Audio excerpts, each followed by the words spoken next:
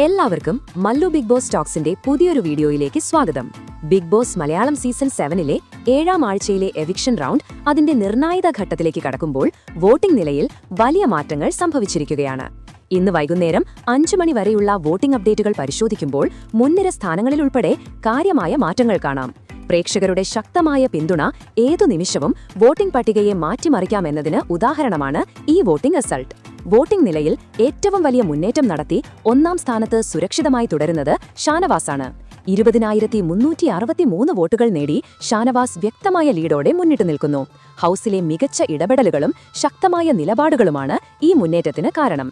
2ാം സ്ഥാനത്തേക്ക് വൻ കുതിച്ചുചാട്ടം നടത്തിയിരിക്കുന്നത് നൂറയാണ്. കഴിഞ്ഞ ദിവസങ്ങളിൽ 3ാം സ്ഥാനത്തായിരുന്ന നൂറ ഇപ്പോൾ 12,644 വോട്ടുകളോടെ ആദിലയെ മറികടന്ന് 2ാം സ്ഥാനത്തെത്തി. വോട്ടിംഗിൽ നൂറയുടെ ശക്തമായ തിരിച്ചുവരവ് പ്രേക്ഷകരുടെ പിന്തുണയുടെ സൂചനയാണ്. 12,420 വോട്ടുകളുമായി ആദില 3ാം സ്ഥാനത്തേക്ക് പിന്തള്ളപ്പെട്ടു. തുടക്കത്തിൽ മുൻനിര സ്ഥാനത്തുണ്ടായിരുന്ന ആദിലയുടെ വോട്ടുകളിൽ നേരിയ കുറവ് സംഭവിച്ചിട്ടുണ്ട്. എന്നാൽ ഇപ്പോഴും ശക്തമായ മത്സരത്തിൽ തന്നെയാണ് ആദില. ഏറ്റവും ശ്രദ്ധേയമായ മാറ്റം കാണുന്നത് 4ാം സ്ഥാനത്താണ്. ബിന്നിയെ പിന്തള്ളി ആര്യൻ 4ാം സ്ഥാനത്തേക്ക് എത്തിയിരിക്കുന്നു. 16,718 വോട്ടുകളാണ് ആര്യൻ സ്വന്തമാക്കിയിട്ടുള്ളത്. കഴിഞ്ഞ കുറച്ചു മണിക്കൂറുകളായി ആര്യന് ലഭിക്കുന്ന പ്രേക്ഷക പിന്തുണ വളരെ വലുതാണ്. 5ാം സ്ഥാനത്തുള്ള ബിന്നിക്ക് 15,297 വോട്ടുകളാണ് ലഭിച്ചത്.